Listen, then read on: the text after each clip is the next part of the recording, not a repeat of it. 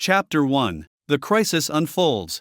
It happened in the blink of an eye. 1 minute everything was as normal as it could be, and the next, people were floating. Yes, floating. As if someone had pressed a cosmic mute button on gravity itself, or perhaps, a pause on the laws of physics. At first, no one really knew what to make of it. "I swear, if I end up flying into that tree again," murmured Gary, clinging to a lamppost with the fierce determination of a man who had only recently discovered his feet were no longer the most reliable part of his anatomy. It started in the morning, around 9:03 a.m. to be precise. The first few seconds were a mix of confusion and disbelief. Imagine sipping your morning coffee, eyes bleary, and suddenly, wham! You're 2 feet off the ground. Some people screamed, some people laughed, and a very unfortunate few, still clinging to their coffee cups, found themselves suspended midair, dangling like very confused, caffeinated pendulums.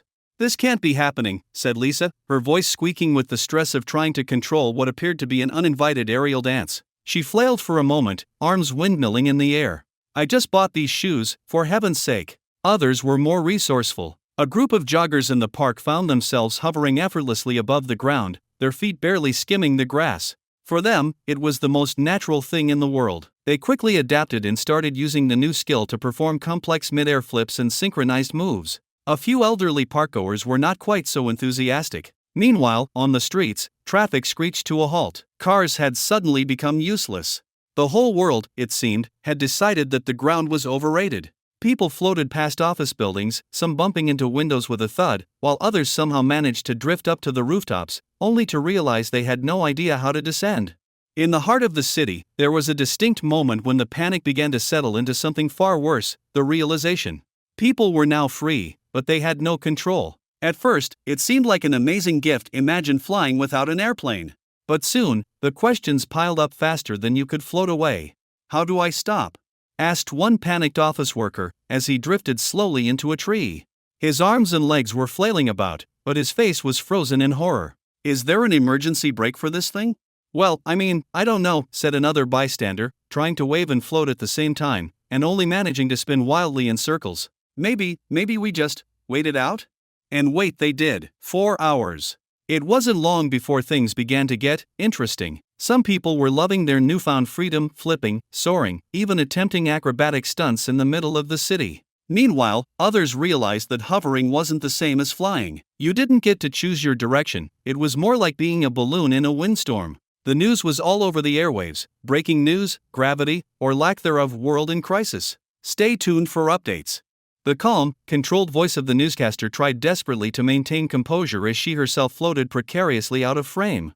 Back on the streets, people who couldn't seem to get the hang of it started to form small, odd, and somewhat comical groups, people hanging upside down, clinging to each other, or awkwardly drifting into buildings. Someone was trying to form a Flying 101 class, but nobody could land long enough to register. It was the beginning of a new era, and, as with most revolutions, chaos reigned for the first few hours. But in the middle of all the madness, a few hopeful thinkers were already asking themselves the real questions. "Is this the end of traffic jams?" someone whispered. "Or is it the start of something even bigger?" It was clear that one thing was certain: the world would never be the same again.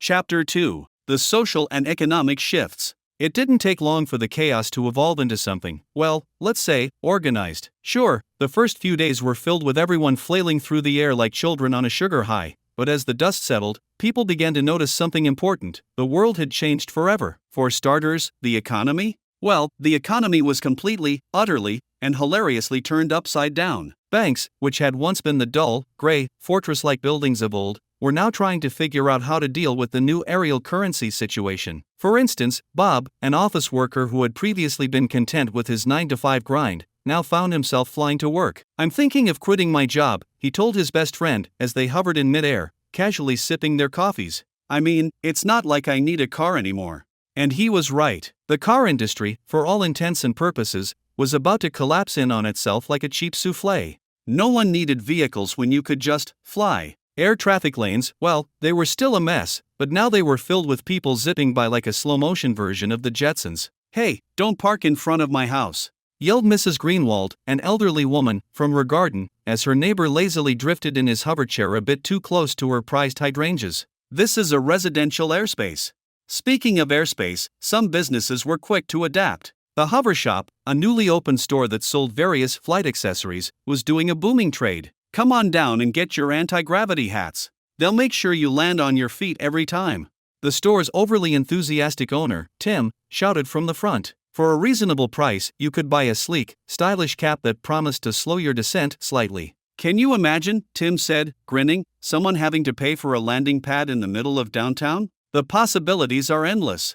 And indeed, he wasn't wrong. Airbnb had immediately capitalized on the situation. Now, instead of booking a room in a hotel, people were booking the airspace above people's homes. Want a sky-high vacation spot with a view? No problem. Just pay a fee to float around a wealthy person's penthouse for a few hours.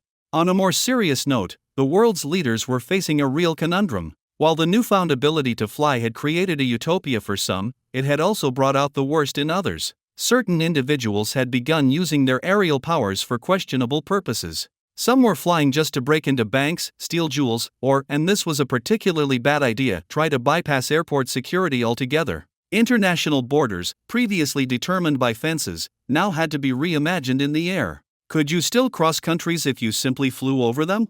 In the global markets, stock prices began to fluctuate in ways no one had predicted. The airborne delivery service took off, pun intended, skyrocketing in value.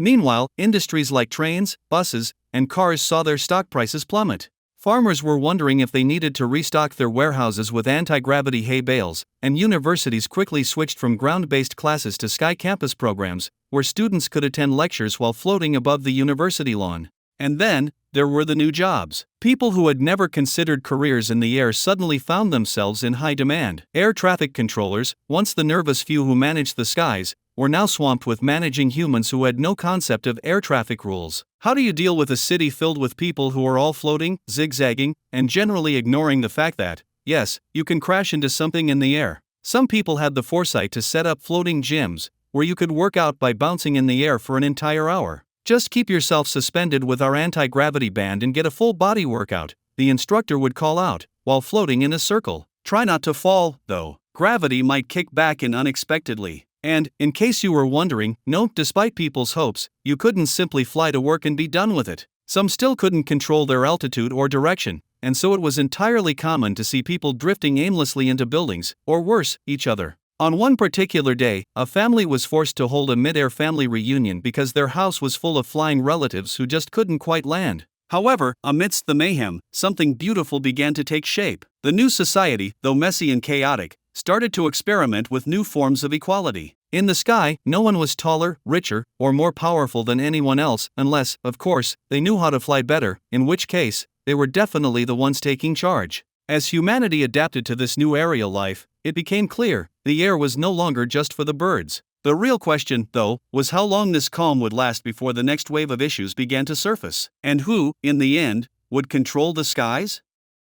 Chapter 3: Global Crisis and Conflict.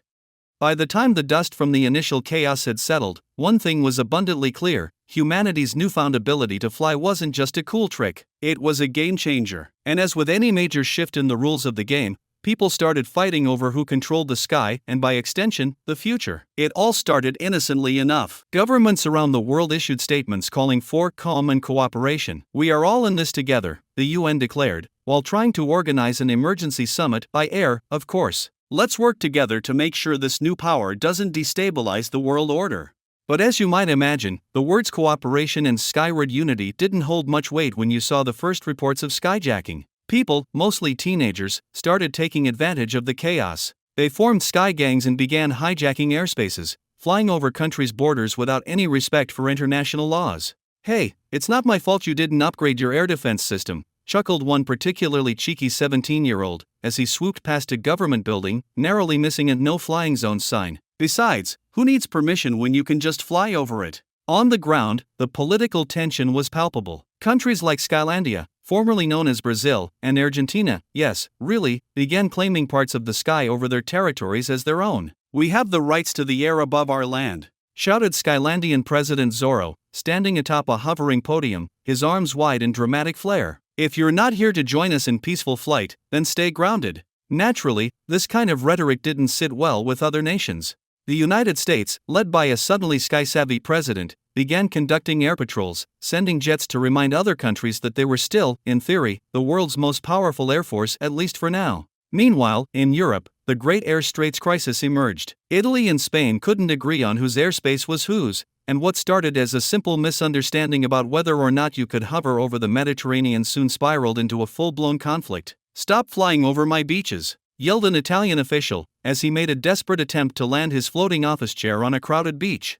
"Make me," shouted his Spanish counterpart, as he zoomed by on a makeshift glider, tossing a beach ball into the air as a sign of protest. The entire scene was like a surreal, mid-air version of a toddler's tantrum, but with real consequences. As all this was happening, the world's corporations were loving it. With no one really in control of the skies, the Hover Corporation, based in Hong Kong, quickly capitalized on the situation by offering aerial ownership, essentially selling segments of airspace like it was prime real estate. Why buy land when you can own the air above it? Their CEO boasted from a floating boardroom, casually sipping iced tea. "Come invest in the future." But the most unsettling part of all this wasn't the corporations or the politics, it was the growing unrest among the people. Sure, flying around was fun at first, but as power imbalances grew, so did the frustration. The working class, still struggling to control their flight abilities, were beginning to feel left out. What about the people who didn't have access to fancy flying lessons or equipment?